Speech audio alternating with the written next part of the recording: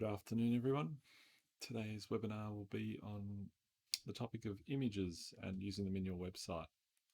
So we're going to cover a few different topics: the image sizes, the different formats that you should use and the image formats that you should avoid, how to organize your images to get them ready to be uploaded, how to actually upload them into the system, and then some of the features of Udoo that you can use to help work with those images. At the end, we'll have some questions. If you do have any questions during the presentation, down the right-hand side at the bottom here, there's a chat box, which will open in your Google Meet window, and you can enter any questions you have in there, and we'll address them at the end, towards the end. So to start with, we'll talk about the sizes of images. I've got some sample images here. So what I've got is the same image in a few different sizes, just to give you an idea of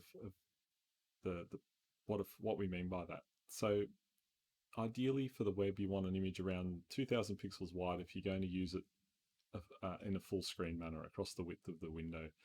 If it's something that's going to be just a small detail image or something that's never going to be open to a full screen, then 1000 pixels is an option, but it's better just to start with a higher quality original. Here we have a 400, 1000, 2000 pixel image. And if we have a look at the file sizes of these, so we're talking about the pixel width. So that's the number of dots across the width of the image that make up the image. So this is a 400 pixel file that is also 6.7 kilobyte. So that's the size it takes up on your computer. So we just have to keep those sizes separate.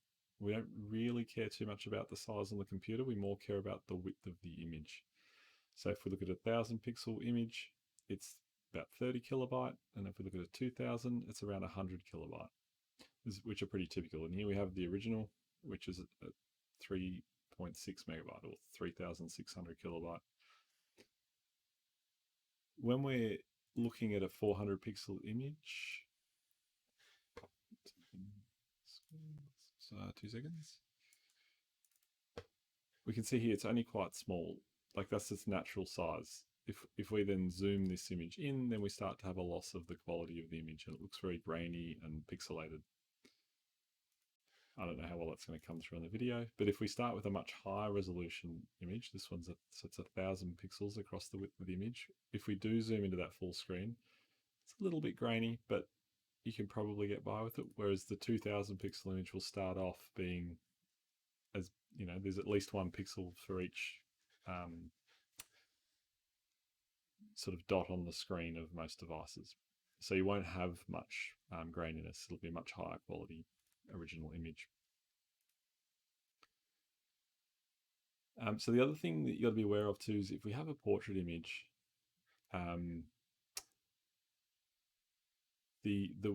the height might be 2000, but then the width is only 1200 or something. Then if you do ever stretch that to be the full width of the screen in your website to use as a banner or something, again, it's going to be pixelated and blurry. So you still want the width of the image to be around the 2000 pixel mark, even if it's a portrait and the long side is 3 or 3,500 pixels. Just gives you that added flexibility to be able to use it as a banner or on your homepage, or to cut a middle section out of it to use on the homepage. So these are all JPEG files, .jpg or JPEG. And so this is sort of the preferred format for the web. It's very widely supported from all devices, different browsers. There's no real compatibility issues there. There's also a format called PNG, Portable Network Graphic. So it's more used for logos and things that need a crisp, sharp text edge. So if we have here, we've got a JPEG of some text. And I mean, this has a depth of field as well, but the JPEG doesn't keep the lettering as sharp as a PNG would. So PNG is generally very useful for logos, icons, any sort of image where you want to keep the sharp edge, whereas for photographs, they're a bad idea. They don't compress photographs very well, and so they end up being very large files that slows your website down. There's also SVG files, which are a vector file. So if you use a program like Adobe Illustrator, or Inkscape, where you are drawing or creating artwork out of shapes, then these files can be a great alternative because there's no pixels. You can just keep zooming in and you'll keep getting more detail. All the curves and the lines will be very sharp at any screen size. So the things to avoid are BMP files, so bitmap files. They're not compressed. They don't work on the web. PSD or Photoshop, the actual native Photoshop files. So if you're working in Photoshop and you've got the PSD file, what you'll need to do is go into Photoshop, go to the file menu, go export, and then save for web, and then save out a JPEG if it's a photo, or a PNG file if it's like some text or a logo or a graphic, like a infographic or something with not too many, not a wide range of colors, but lots of detail, fine detail. And the last format to always avoid is a TIFF file. We don't have an example here, but a TIFF file is sort of an old archive file format. Very, very large files, not compatible with the web at all. Now, when you do put a image into Udo, so like this image that's been placed in here, our website system is smart enough to know, oh, this is how big you're displaying the image. I'll make an optimized version of that image that's this bit, that's the width of the approximate width of the viewport. And so if we use an image in a smaller area, it's a smaller file. So you don't have to create and upload like 2 or 3 or 4 different versions of an image. All you need is just the one original image. And when you upload that, the system will automatically generate an optimized image for the size that it's being displayed. So if you ever want to find any of your images, on the left menu there's media. If we go to images, these are all the images that the system has stored that you can use anywhere. You can use it on a web page, you can use it in an artwork, you can use it for an exhibition category, or just as a graphic on a page or as a home page banner.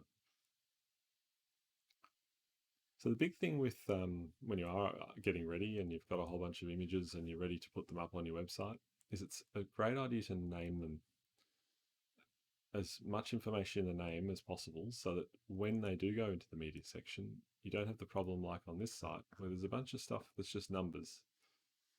Or the file off the camera, IMG or Canon or I think there's different phones give different prefixes, but then just with 4 or 5 digit number makes it really hard when you get hundreds or thousands of pictures in your website to actually find one again if you've used it somewhere, because the names don't help you find it at all, and you're going to have to scroll down through far too many to find the image that you're looking for.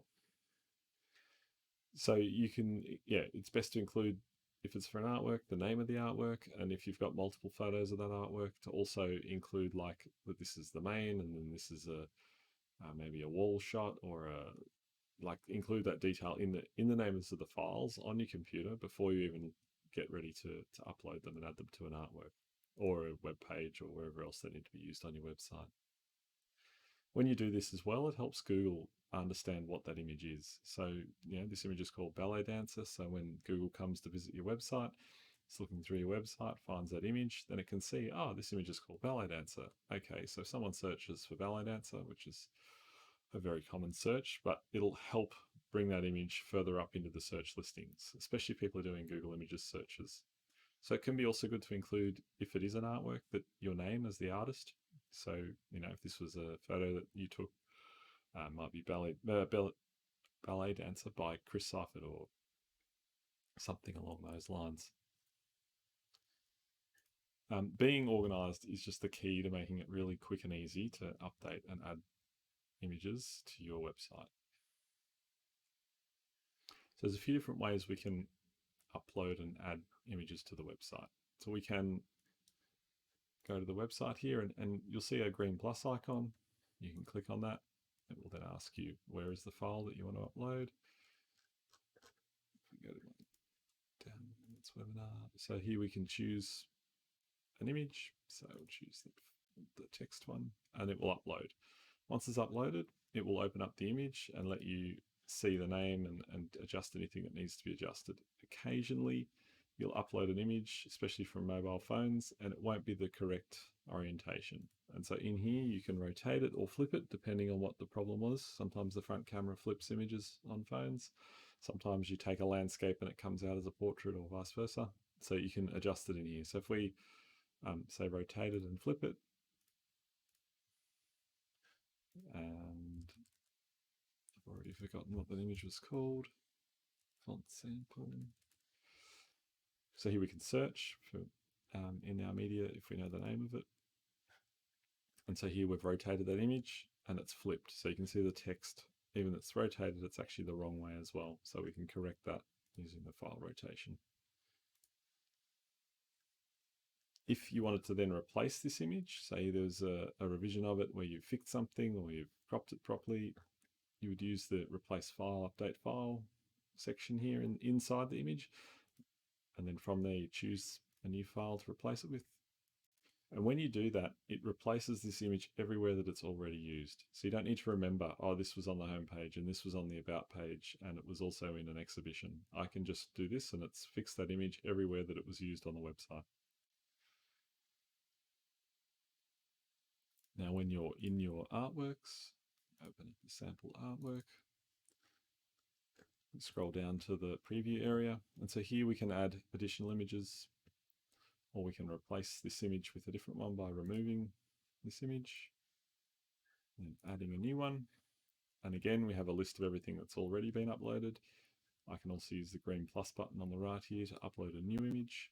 So here I'll upload the ballet dancer. I'll just upload the 400 pixel one and we can see what the possible problems might be with this image.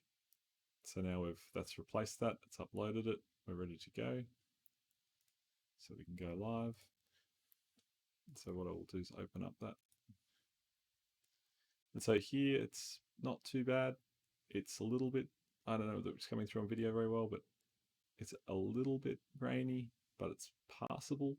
But once someone opens it up full screen, they're going to be disappointed because the image they've just clicked on is now smaller than where it started because this original image is just not a high enough quality to sort of expand any bigger. It's just going to look pixelated and grainy and not be of any help to anyone. So that's one thing to avoid. So that's why we sort of aim for a 2000 pixel image, because then when we do that, we get a much better accurate image. So if we go to the linked items, sorry, I zoomed in there. Got this, I want to open up this image and I'm going to replace this image with a high resolution version. So I'm going to replace it with the 2000 pixel one. Just change this so we know.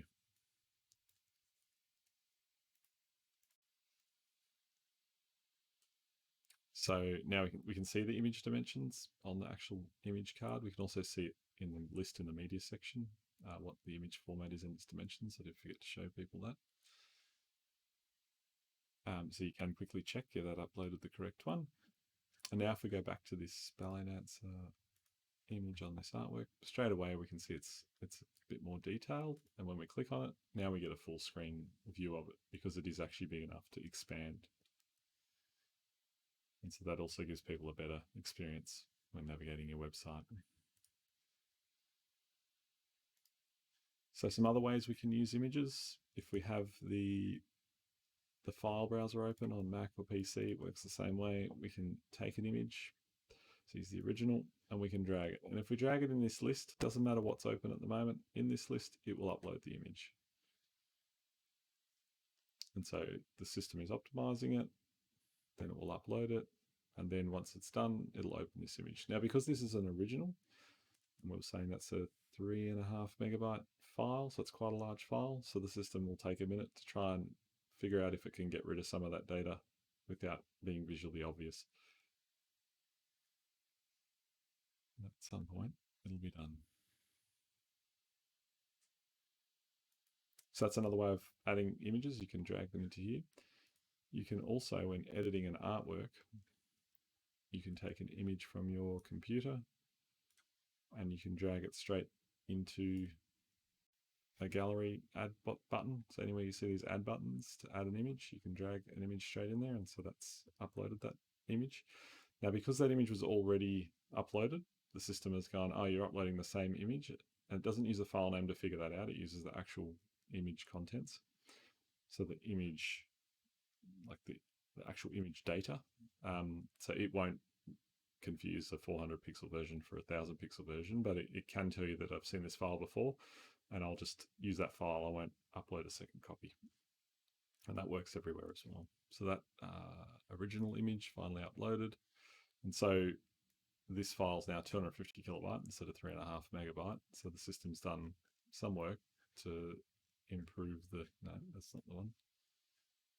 Valid answer, sorry. No, it hasn't actually cut the size down much at all. It couldn't actually, that's pretty well optimized, that image. It must just be a very large image.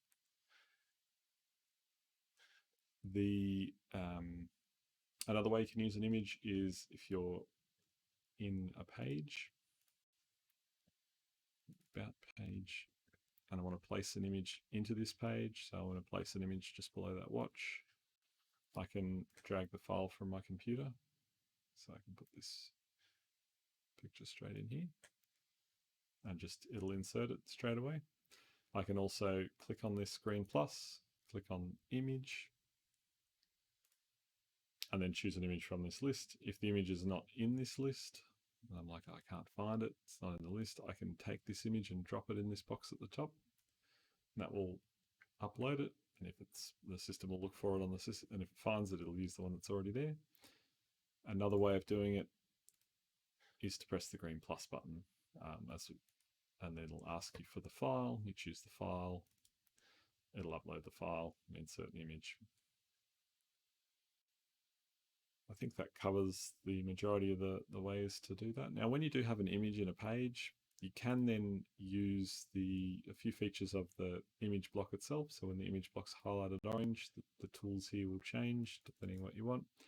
So you maybe want to allow people to click and open this image like in an artwork. So the way that's done is you would link to a lightbox. So now it'll open up that image in a lightbox, and it will, and you can turn off whether you want a thumbnail at the bottom if there's multiple in that group.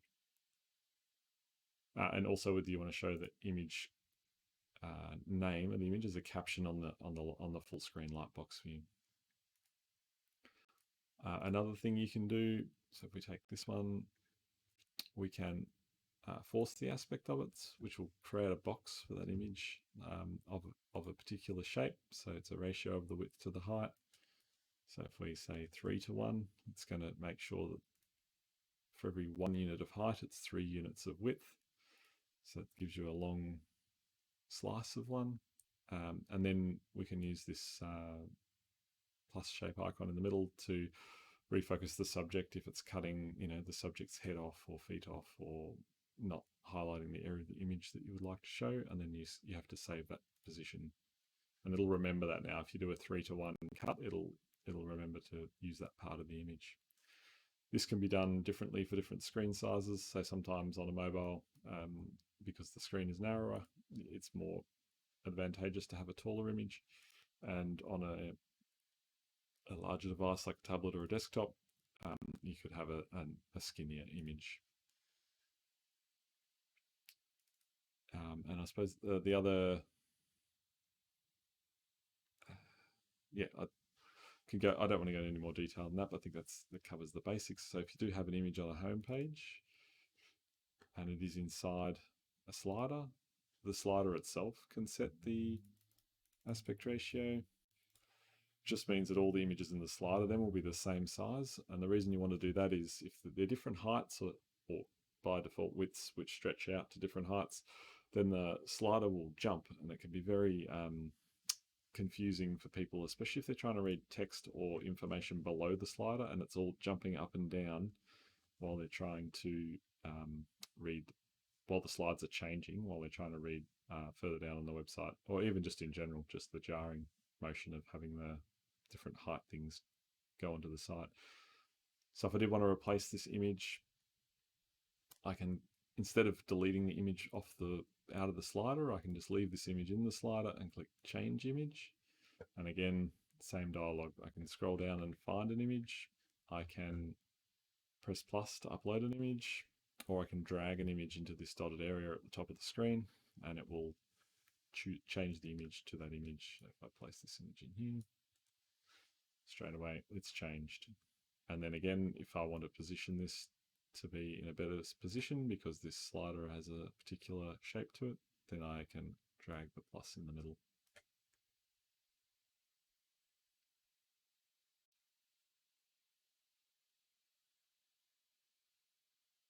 I think that covers the majority of, well, everything that I wanted to cover today. I'll open it up for any questions that you might have.